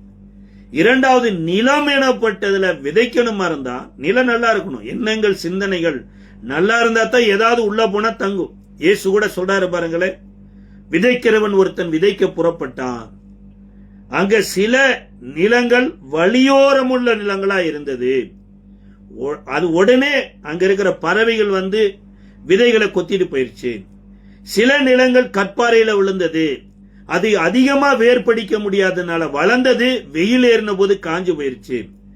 சில நிலங்கள் முள்ளுள்ள இடத்துல இருந்தது, ஆல்ரெடியே முள்ளு இருந்ததுனால இது விளைய முடியாதபடி முள்ளு விதையை நெருக்கி போடுச்சுங்கிற. அப்ப இன்றைக்கு நீங்களும் நானும் இருதயம் நல்லா இருந்தா தான் பாருங்க வசனம் எனப்பட்டது கிரியை செய்யும். இருதயம் ஆல்ரெடி கல்லா இருக்குது, இருதயம் ஆல்ரெடி எதையோ கேட்டு உள்வாங்கி இருக்குது. இருதயம் எதையோ நினைத்து முள்ளுகளை எல்லாம் நினைச்சு எனக்கு நல்லதே நடக்காது, எங்க குடும்பத்துல யாருக்குமே நல்லது நடக்காது, இது பாழா போனது அப்படின்னா இப்படியே இதையே வாங்கிட்டு இருந்தா நல்லதே நடக்காது. கிட்டத்தட்ட இந்த எரிகோ பட்டணம் எனப்பட்டது யோசுவாவின் நாட்கள்ல இருந்து இந்த எலிசாவின் காலம் வரைக்கும் இப்படித்தான் இருந்திருக்குது. இதற்கு காரணம் என்னன்னா, யோசுவா தான் இந்த நிலத்திற்கு சாபத்தை கூறினார் பாருங்க. யோசுவாவின் புஸ்தகம் 6ஆம் அதிகாரம் 26வது வசனத்தில் சொல்லப்பட்டிருக்குது, இந்த எரிகோ பட்டணத்துல எவன் முதலாவது அஸ்திபாரம் போடுகிறானோ அவன் தலைப்பிள்ளை சாக கடவான் என்று டிக்ளேர் பண்ணிட்டார். 2வது அதன் மேல எவன் வீடு கட்டுகிறானோ அவன் 2வது பிள்ளையை சாக கடவான்ட்டார். அவர் கொடுத்த இந்த சாபம் இன்றைக்கு யோசுவாவில் இருந்து ஆரம்பிச்சு தாவீது போயிட்டாரு, சாலமோன் போயிட்டாரு, சாமுவேல் போயிட்டாரு, எலியா கூட போயிட்டாருங்க. அப்படியே தொடர்ந்து வந்து கொண்டே இருக்கு. அதே போல ஆதாமுக்குள்ள இருந்த சாபம், ஏவாளுக்குள்ள இருந்த சாபம், அது எல்லா பெண்களுக்குள்ளே இருக்குது, எல்லா ஆண்களுக்குள்ளே இருக்குது. இப்ப இந்த ஆதாமுக்கு கொடுக்கப்பட்டிருக்கிற தோஷமும் சாபமும், ஏவாளுக்கு கொடுக்கப்பட்ட சாபமும் தோஷமும் எந்த தீர்க்கதரிசியினாலேயோ எந்த ராஜாக்களினாலேயோ எந்த நியாயாதிபதிகளினாலேயோ முறிக்க முடியாது, பரிகாரம் செய்ய முடியாது. ஏன்னா இது தேவனே கொடுத்தது. அங்க யோசுவா தேவ மனுஷன் கொடுத்தத ஒரு தேவ மனுஷன் முறிச்சிடலாம். ஆனா தேவனே கொடுக்கிறார்னா அதை தேவனே தான் எடுக்கணும். இதைத்தான் வேதம் சொல்லுகிறது. இந்த எலிசா வந்த உடனேயே இவங்க இப்படி கதறாங்க. ஆனா எலிசாவே ஒரு மிகப்பெரிய குஷ்டரோகத்தில் இருந்திருக்கிறார். எப்பேற்பட்ட குஷ்டரோகம்னா ஐடல் வர்ஷிப் எனப்பட்ட ஒரு குஷ்டரோகம். சார், எலியாவின் ஸ்தானத்திற்கு தான் இந்த எலிசாவை கர்த்தர் அபிஷேகம் பண்ணினார். ஆனா இந்த எலியாவை ஹீரோவா பார்த்து பார்த்து பார்த்தே பழகிட்டார். இந்த யோர்தானுக்குள்ள எப்ப என்ட்ரி ஆனாங்களோ அப்பதான் எலியா இல்லப்பா நம்மளை அழைச்சது, நம்மளை அழைத்தவர் தேவன் என்பதை அறிந்துட்டார். இன்றைக்கு எத்தனையோ பேருடைய வாழ்க்கையில குஷ்டரோகத்தை விட கொடூரமான ஒரு ரோகம் எதுனா ஐடல் வர்ஷிப், மனிதர்களை ஆராதிக்கிறது. ஒருத்தர் நல்ல பிரசங்கம் பண்ணார்னா அந்த பிரசங்கம் பண்றவரை ஆராதிக்கிறது. ஒருத்தர் நல்ல பாட்டு பாடினார்னா பாட்டு பாடினவரை ஆராதிக்கிறது. ஒருத்தர் நல்ல பிரசங்கத்தோடு கூட ஜெபம் பண்ணார்னா ஜெபம் பண்றதை ஆராதிக்கிறது. அவரை மாதிரியே ஜெபம் பண்றது, அவரை மாதிரியே பாட்டு பாடுறது, அவரை மாதிரியே பிரசங்கம் பண்றது. இது ஒரு விக்கிரக ஆராதனை. இது யாருக்குள்ள இருந்ததுன்னா எலிசாவுக்குள்ள இருந்தது. இந்த யோர்தானுக்குள்ள வந்த போதுதான் எலியா சுழல் காற்றுல ஏறி போன போது அங்க ஒரு வார்த்தை கேட்கிறாரு, என் தகப்பனே, இஸ்ரவேலுக்கு ரதமும் குதிரை வீரருமாய் இருந்தவரே என்று எலியாவை கதறி கொண்டிருக்கிறாரு. இந்த கதறி கொண்டிருந்த மனுஷன் பாவம் இல்லைங்களா, இறங்கி வந்திருக்கலாமா இல்லையா? நீங்க எத்தனையோ ஊழியக்காரங்களை ஹீரோவை போல பாக்குற ஊழியக்காரங்க அந்த ஹீரோவை பாக்குறவங்க வீட்டுக்கே வரமாட்டாங்க பாருங்க. அவங்க எல்லாம் செல்வந்தர் வீட்டுக்கு தான் போவாங்க. ஆனா இங்க வேதம் சொல்லுகிறது, எலிசா இந்த கதறின போது கூட எலியா திரும்பி வரவே இல்லை. ஆனா என்ன வந்ததுன்னா, இவரை அழைக்கும் போது இவர் மேல போட்ட சால்வையும் எலியா எடுத்துட்டு போனார். கர்த்தர் இந்த சால்வையத்தான் உருவி விட்டார். இந்த சால்வை வந்ததுக்கு அப்புறம் எலியாவை தேடல, எலியாவின் தேவன் எங்கே என்று சால்வையை முறுக்கி அடிக்கிறாரு. யோர்தான் ரெண்டா பிளக்குது. அக்கினி ரதத்தோடும் அக்கினி குதிரையோடு யோர்தான்ல இருந்து வெளியில வர்றார். இப்ப வெளியே வந்த போதுதான் இவங்க கேக்குறாங்க. அப்பதான் எலிசா சொல்றாரு, ஏங்க கடினமான ஒரு காரியத்தை என்கிட்ட கேக்குறீங்க, எலியா செய்யாத நான் எப்படி பிரதர் செய்வேன், சாமுவேல் செய்யாத நான் எப்படி பிரதர் செய்வேன் என்று சொல்லல. இப்பதான் புது பாத்திரத்தை கொண்டு வாருங்கள் அப்படிங்கிறார். புது பாத்திரங்கிறது எதுன்னா, கெத்செமனே தோட்டத்தில் இயேசு ரத்த வேர்வை சிந்தின போது ஒரு ஜெபம் பண்ணுவார் பாருங்க, இந்த பாத்திரம் என்னை விட்டு நீங்க கூடுமானால் அது நீங்கட்டு என் சித்தத்தின்படி அல்ல உம்முடைய சித்தத்தின்படி ஆக கடவுதுங்கிறார். அப்ப இயேசுதான் புது பாத்திரம். புதிய ஏற்பாடு இயேசுவின் மூலமாய் வந்தது. நீ சொல்ல போனா இயேசுவுக்காக வந்தது. பவுல் ஒரு இடத்துல எழுதுறாரு, புது உடன்படிக்கையின் மத்தியஸ்தராய் இயேசு இருக்கிறார் அப்படிங்கிறார். அப்போ புது பாத்திரம் எனப்பட்டது யாருன்னா இயேசுதான். இப்ப இந்த புது பாத்திரத்துல எதை கொண்டு வந்து போட சொல்றாருன்னா உப்ப போட சொல்றார். மத்தேயு எழுதின சுவிசேஷ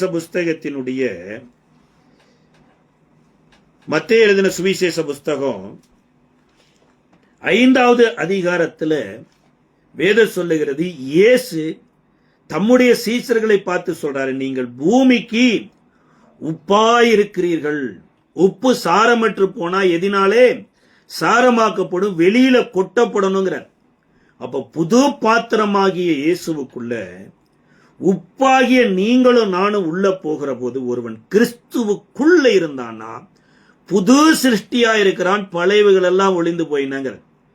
இந்த உப்பை எடுத்து கொண்டு வந்துதான் இப்ப தண்ணியில விட்டுட்டு இனி நிலப்பாலு வராது சாவு வராது என்று சொல்றாரு. அந்நேரமே அந்த தண்ணீர் ஆரோக்கியமாகி விட்டது. அப்ப இன்றைக்கு நீங்களும் நானும் பெரிய தோஷத்துல இருந்து வந்துட்டு இருக்கிறாங்க. இந்த பெரிய தோஷத்து தான் கிறிஸ்துவை சொல்லியப்பட்ட மூல உபதேசம்.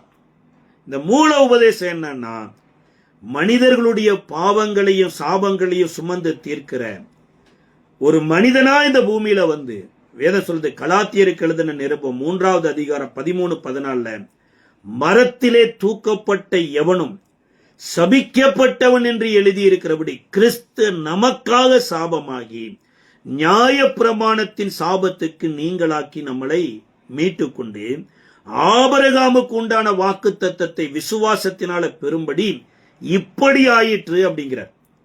இன்னைக்கு நீங்களும் நானும் எந்த இடத்துக்கு வந்திருக்கிறோம்னா, குஷ்டரோகம் நீங்கினது முக்கியம் இல்லைங்க, கர்த்தர் விரும்புகிற ஒரு காரியம் நம்ம வாழ்க்கையில் அரங்கேறணும். லூக்கா எழுதின சுவிசேஷ புஸ்தகத்துல கூட எத்தனையோ குஷ்டரோகிகள் சுகமாயிருக்கிறாங்க. 5ஆம் அதிகாரம் 12வது வசனத்திலே 13வது வசனத்திலையும் குஷ்டரோகியா இருந்த ஒரு மனிதன் வந்து இயேசுவின் இடத்துல ஜெபிக்கிறான், உமக்கு சித்தமானா நான் சுத்தமாகட்டுன உடனேயே இயேசு எனக்கு சித்தம் உண்டு சுத்தமாகுங்கிறார். இந்த குஷ்டரோகம் நீங்கின மனுஷன் 17வது அதிகாரம் 12வது வசனத்துல கூட சொல்லப்பட்டிருக்குது. அதோடு கூட மார்க்கு 1ஆம் அதிகாரம் 42வது வசனத்துல ஒரு குஷ்டரோகியை சுகமாக்குறார். 14வது அதிகாரம் 3வது வசனத்துல தான் இந்த குஷ்டரோகி வீட்டுக்கு அவர் வர்றார். அவர் சரீர குஷ்டரோகம் நீங்கிச்சே தவிர இருதயத்தில் இருக்கக்கூடிய குஷ்டரோகம் போகல. ஆனா அந்த வீட்டுக்கு பாவத்திலிருந்து விடுதலையான ஒரு பெண்மணி இயேசு 2 நாள் தான் இருப்பேன்னு சொன்னதுனால விலையேற பெற்ற பரிமள தைலத்தை கொண்டு வந்து உடைச்சு இயேசுனுடைய சிரசின் மேல ஊற்றி அவரை மரணத்தை நினைவு கூறும்படி செய்தாங்களாமா. அப்ப பாவத்தின் சம்பளம் மரணம், பாவம் செய்கிற ஆத்மா சாகும். அப்ப நீங்களும் நானும் ஒரு மனிதனுடைய பாவத்தினால மரணத்துக்குரியவர்களாய் இருந்த நம்மள இயேசு இந்த உலகத்துல வந்து மரணத்தை தன்னுடைய சரீரத்தில் ஏற்றுக்கொண்டு தன்னுடைய சரீரத்தில் கொண்டு வந்த நித்திய ஜீவனை உங்களுக்கும் எனக்கும் கொடுத்தார். அதனாலதான் அந்த பெண்மணியின் இடத்துல சொன்னாரு, இந்த பெண்மணி வேற யாரும் இல்ல, விபச்சாரத்தில் கையும் மெய்யுமாய் பிடிபட்ட ஒரு ஸ்திரீ. யோவான் 8வது அதிகாரத்தில் பிடிபட்ட இந்த பெண்மணி இயேசுவின் வார்த்தையின்படி பரிசுத்த வாழ்க்கை வாழ்றாங்க. பாவத்தில் வாழ்ந்த பெண்மணிக்கு கல்லால் அடித்துக் கொள்ளக்கூடிய எதிர்ப்பு வந்தது, மரணம் வந்தது. ஆனா இயேசுவை சந்தித்ததுக்கு அப்புறம் இயேசுவின் வார்த்தையின் மூலமாய் பரிசுத்த வந்ததுக்கு அப்புறம் இந்த பெண்மணிக்கு விலையேற பெற்ற பரிமள தைலம் வந்துருச்சு. இந்த விலையேற பெற்ற பரிமள தைலம் இயேசுவின் மூலமா வந்ததுனால இயேசே 2 நாள்ல மரிக்க போகிறாரு. 2 நாள்ல மரிக்க போகிற இயேசுவுக்கு இந்த பரிமள தைலம் தேவையே தவிர இதை வீட்டுல வச்சு நம்ம மேன்மை பாராட்டுகிறதற்கு இல்லை என்று உடைச்சி இயேசுவின் சிரசில ஊற்றி அங்க அவருடைய மரிக்கிறதற்கு முன்னாடியே இயேசுவுக்கு தன்னால் முடிந்த ஒரு பரிகாரத்தை காமிக்கிறாங்க. அப்ப இன்றைக்கு நீங்களும் நானும் தேவனாலே பரிகாரமாக்கப்பட்டு பாவத்திலிருந்து விடுதலையாயிருப்போனா, என்ன பாவத்திலிருந்து விடுதலையாக்கின தேவனை ஒன்று நாம் மரிக்கிறதற்கு முன்னாடி, இல்லைன்னா அவர் மரித்திருக்கிறார் என்பதற்கு அடையாளமா அவர் மரணத்தை நினைவு கூறும்படி நாம செய்யணும் அப்படிங்கிறார். இதனாலதான் சொல்லுது கிறிஸ்துவை பற்றிய மூல உபதேசம் அப்படிங்கிறார். மூல உபதேசம்னா என்ன? தேவன் மனிதனை தன்னுடைய ரூபத்தின்படி படைக்கிறாரு, தன்னுடைய சாயலா படைக்கிறாரு. நாசில சுவாசத்தை ஊதி அவனை தேவனாகவே ஏதேன் தோட்டத்தில் வைக்கிறார். ஆண்டு கொள்ளுங்கள் என்று ஆணும் பெண்ணுமா வைக்கிறாரு. ஆனா விலக்கின விருட்சத்தின் கனியை புசித்த மாத்திரத்துல மனிதன் சாவுக்குரிய மனிதனாய் போய்விட்டான். நீ புசிக்கும் நாளில் சாகவே சாவாய்னு சொன்னாரு. ஆனா அன்னைக்கு அவங்க சாகல, ஆனா செத்தாங்க. அன்னைக்கு அவங்க செத்து இருந்தாங்கன்னா காயின் ஆபேல் பிறந்திருக்க மாட்டாங்க, சேர்த்து பிறந்திருக்க மாட்டாரு. அடுத்து நீங்களும் நானுமே வந்திருக்க மாட்டோம். ஆனா எதுல மரித்துட்டாங்கன்னா ஆவிக்குரிய வாழ்க்கையில தேவனோடு கூட தேவனை போல வாழக்கூடிய வாழ்க்கையில மரித்துட்டாங்க. இப்ப தேவனற்ற ஒரு ஜெனரேஷன் உலகத்துல வருது. ஆனா இந்த தேவனற்ற ஜெனரேஷனை மறுபடியும் தேவனுடைய ஜெனரேஷனா மாறுவதற்கு சபிக்கப்பட்ட நிலைமைக்கு மனுஷன் போனதுக்கு காரணம் எதுன்னா மறந்தான். சர்பந்தான் சர்பத்தை சாபமா மாத்தினாரு, வயிற்றுல ஊறப்படுத்தினாரு. சாத்தான் வெப்பனா சர்பத்தை மாத்திரமல்ல, அந்த இடத்துல எது இருந்தாலும் பயன்படுத்தி இருப்பான். ஆனா அன்னைக்கு சர்பத்தை பயன்படுத்திட்டா சர்பம் வயிற்றுல ஊறி போயிடுச்சு. ஆனா இந்த சர்பத்தையே யோவான் 3:14 சொல்றாரு, மோசே வனாந்தரத்துல உயர்த்தினது போல அப்படிங்கிறார். மோசே கூட குஷ்டரோகிங்க. மோசேக்கு குஷ்டரோகத்திலிருந்து தேவனால விடுதலையாக்க முடியுங்கிற ஒரு பாடத்தை காமிக்கிறார். அது குஷ்டரோகத்தை மாத்திரமல்ல, பாவத்திலிருந்து விடுதலையாக்க முடியும், குமாரனுடைய சாயலை கொடுக்க முடியுங்கிறதுக்கு அடையாளம் தான். முச்செடியில காட்சி அளித்த போது யாத்ராம புஸ்தகம் 4வது அதிகாரத்தினுடைய 1 to 6 வரைக்கும் சொல்லப்பட்டு இருக்கிறது. கர்த்தர் மோசேயை பார்த்து கேட்கிறார், உன் கையில இருக்கிறது என்ன அப்படிங்கிறார். மோசே சொல்றாரு, என் கையில இருக்கிறது கோல் ஆண்டவரே, நீ தரையில போடுனார். போட்ட மாத்திரத்துல பாம்பா மாறிடுச்சு. இப்ப பயந்து மோசே ஓடுறார். இப்ப கர்த்தர் சொல்றாரு, நீ எங்க ஓடிடுவ, நீங்க பாம்பை போட்டுட்டு வெளியூருக்கு ஓடிடுவியா? நீ வெளியூருக்கு ஓடுறதுனால பாம்பு அப்படியே தான் இருக்குமே தவிர நான் அதெல்லாம் குச்சியா மாத்த மாட்டேன். என் சமூகத்துல இருக்கிறது அப்படியே தான் இருக்கும். இத மாத்துறதுக்கு நீதான் என் சமூகத்துல வந்து என் வார்த்தையை கேட்டு நீதான் இதை மாத்தணும்னு 2வது ஆண்டவர் சொல்றாரு. வாழ புடினா அது மறுபடி தேவனுடைய கோலா மாறிடுச்சு. இது மாத்திரம் போதாது மோசே, பாவம் எவ்வளவு கொடூரமானது, குஷ்டரோகம் எவ்வளவு கொடூரமானது என்பதை ஒன்றா காண்பிக்கும்படியா உன் கையை நீட்டுங்கிறாரு. அவருடைய கை வெண்குஷ்டமாய் மாறிட்டு. வெண்குஷ்டம் 4வது வசனம் 4வது அதிகாரத்தை யாத்ராமத்தில். அப்பொழுது மோசே, கர்த்தர் மோசையை நோக்கி, உன் கையை நீட்டு, அதன் வாளை பிடி என்றார். அவன் தன் கையை நீட்டி அதன் பிடித்தபோது அது அவன் கையில் கோலாயிற்று. இப்ப கர்த்தர் சொல்றாரு, நான் ஆபிரகாமின் தேவனும் ஈசாக்கின் தேவனும் யாக்கோபின் தேவனுமாய் இருக்கிற பிதாக்களின் தேவனாகிய கர்த்தர் உனக்கு தரிசனமானதை அவர்கள் நம்புவதற்கு இது அடையாளம். இது மாத்திரமல்ல, இன்னொரு அடையாளம் சொல்றார். அப்பொழுது கர்த்தர் மோசேயை நோக்கி, உன் கையை மடியில் போடு என்றார். அவன் தன் கையை தன் மடியிலே போட்டு அதை வெளியே எடுக்கும் போது இதோ அவன் கை உறைந்த மலையை போல் வெண்குஷ்டமா இருந்தது. சார், இந்த வெண்குஷ்டம் எதனால வந்தது? சில வேத பண்டிதர் சொல்றாங்க, இவர் எகிப்து தேசத்துல கொலை செய்துட்டாரு, அந்த கொலை செய்த மனுடைய ரத்த வலி இவன் கையில இருக்குது அப்படின்னு. பட் அவர் கொலை செய்யாம இருந்தாலுமே எல்லா மனுஷருக்குள்ளேயும் குஷ்டத்தை காட்டிலும் கொடூரமான பாவம் இருக்குது. இந்த குஷ்டமுள்ள ஒரு மனுஷனை எப்படி ஊருக்கு புறம்பா ஒதுக்கி வைப்பாங்களோ அதே போல பாவம் செய்த மனிதன் தேவனுடைய பிரகாரத்துக்கு வெளியில தான் இருப்பான், தேவனுடைய சமூகத்துக்கு வர முடியாது. இதை விளங்க வைக்கும்படியாக இப்ப கர்த்தர் உன் கையை திரும்பவும் மடியில் போடு அப்படிங்கிறார். தமிழ் பைபிள்ல தான் மடியில போடுங்குது, ஆனா ஹிந்தி பைபிள்ல அப்பனா சாத்தியுமே அப்பனை தைனை ஹாத்துக்கோ ரக்கோ அப்படிங்கிறார்.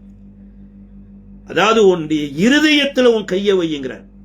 வச்சு எடுத்த போது இது மறுகையை போல ஆயிட்டுங்கிறார். இந்த கோல் தாங்க மந்திரவாதிகள் பாம்பு உருவாக்கின போது மந்திரவாதிகளுடைய பாம்பை விழுங்கினது. அதே வாளை பிடித்த போது தேவனுடைய கோலாகுதி. அந்த கோல் தான் மகா பரிசுத்த ஸ்தலத்துக்கு வருது.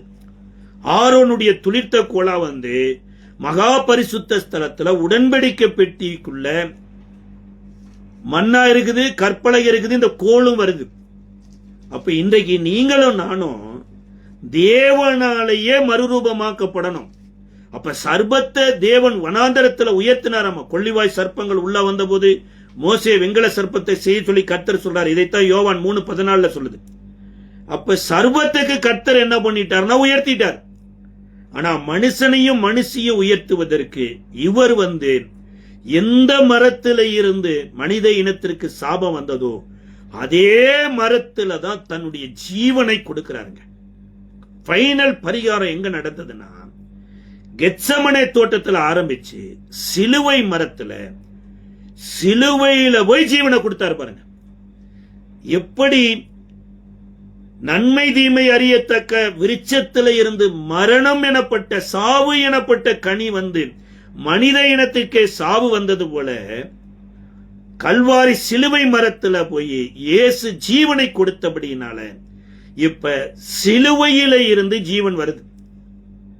அதனாலதான் இயேசு சொல்றாரு, சபிக்கப்பட்ட மரத்தையே நான் ஜீவனை கொடுத்து அது புனிதமான ஆசீர்வாதமா மரமா மாத்திருப்பனா, உனக்குள்ள என் ஆவியை உள்வாங்கினேனா, நீ சாபத்துக்குரிய மனிதன் அல்ல, தேவனுக்குரிய மனிதன். நீ சாப ராஜ்யத்தை ஸ்தாபிப்பதற்கு நீ பூமியில் இல்ல, தேவனுடைய ராஜ்யத்தை ஸ்தாபிப்பதற்கு தேவனால் தெரிந்து கொள்ளப்பட்டவன்கிறார். அப்ப இதுதாங்க கிறிஸ்துவை பற்றி சொல்லப்பட்ட மூல உபதேசம். நம்ம அதை விட்டு நம்ம எதை பிடித்துக் கொள்ள கூடாதுன்னா கட்டடம் கட்டணும்னு வந்தாச்சு. அஸ்திபாரம் எல்லாம் போட்டு முடிச்சதுக்கு அப்புறம் மேல கட்டடம் எழும்பணுமே தவிர திரும்ப திரும்ப அஸ்திபாரத்தையே நோண்டி நோண்டி கல்ல போட்டுட்டு இருக்க கூடாதாமா. இப்ப மேல வளர்றது என்ன? இப்பொழுது நாம் தேவனுடைய பிள்ளைகளா இருக்கிறோம். இனி எவ்விதமா இருப்போம் என்று இனி வெளிப்படல. ஆகிலும் அவர் வெளிப்படும் போது அவருக்கு ஒப்பனையா இருப்போம்னா எப்படி அவரை போல இருப்போம்னா அவருடைய ஆவிதான் நம்மளை அவருடைய சாயலாய் மாற்றுமாமா. அதுதான் பவுல் ஒரு இடத்துல எழுதும்போது சொல்றாரு, ஆவியாயிருக்கிற கர்த்தராலே மகிமையின் மேல் மகிமை அடைந்து மறுரூபமாகிறமாமா. அப்ப இன்றைக்கு எது இருக்குதோ இல்லையோங்க, பெந்தகோஸ்தே நாள்ல எல்லாரும் மேலும் பரிசுத்த ஆவியை பொழிந்தருளினாரே. எல்லாரும் இயேசுவை வாழ்ந்து காண்பிக்கிறவங்களா மாறினாங்க. பேதுரு கூட பயந்து ஓடினவரு சொல்றாரு, நீங்கள் அவரை சிலுவையில் அறைந்தீர்கள், அதற்கு நாங்கள் சாட்சிகள் அப்படின்ட்டார். இன்றைக்கு நீங்களும் நானும் எந்த இடத்துக்கு வந்திருக்கிறோம்? பரிசுத்த ஆவியை பெற்று பரிசுத்த ஆவியில நடத்தப்பட்டு குமாரனுடைய சாயலுக்கு ஒப்பையா வாழ்வதற்கு பூரணமானதை பின்பற்ற கடவோங்கிற அந்த லெவலுக்கு போயிருக்கிறோமா? இல்ல பழையபடியே அடிமைத்தனத்தின் ஆவியை பெற்று அதுல பிரச்சனை இதுல பிரச்சனைன்னு போயிட்டு இருக்கிறோமா?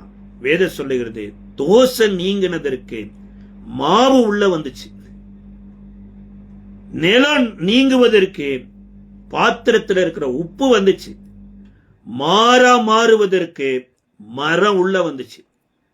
உங்க மேலே எம்மேலே இருக்கிற எப்பேற்பட்ட சாபமா கூட இருக்கலாங்க. தேவன் சொன்ன சாபத்தையே தேவகுமாரன் இந்த பூமியில மரித்து சாபத்தை முறிச்சிருப்பார்னா, எந்த மனுஷன் சாபம் சொல்லியிருந்தாலும் சிலுவையில் அறையப்பட்ட இயேசுவின் மூலமாய், இயேசுவின் ரத்தத்தின் மூலமாய் எல்லாம் முறிக்கப்பட்டு நீங்களும் நானும் ஆசீர்வாதத்தின் சந்ததியாய் ஆபிரகாமுக்கு கொடுத்த வாக்கு தத்தத்தின் பிள்ளைகளா இருக்கிறோம். அதை விசுவாசிப்போம், ஜெபிப்போம். கர்த்தர் நமக்கு உதவி செய்வார். ஜெபிக்கலாமா? கிருபை நிறைந்த நல்ல ஆண்டவரே, இயேசுவின் நாமத்தில் நன்றியோடு ஸ்தோத்தரிக்கிறோம் அப்பா.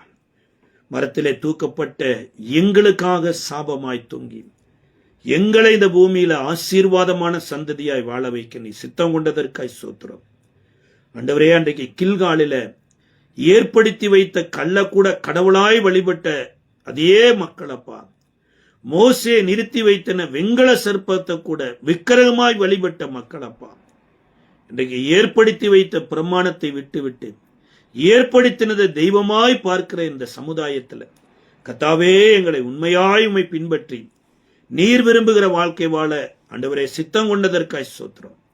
இதை பார்க்கிற கேட்கிற ஒவ்வொருவரையும் ஆசீர்வதி. எங்களையும் ஆண்டவரே பூரணத்தை நோக்கி நீ நடத்துறதற்காய் நன்றி. இயேசுவின் நாமத்தில் ஜெபிக்கிறோம் நல்ல பிதாவே, ஆமென்.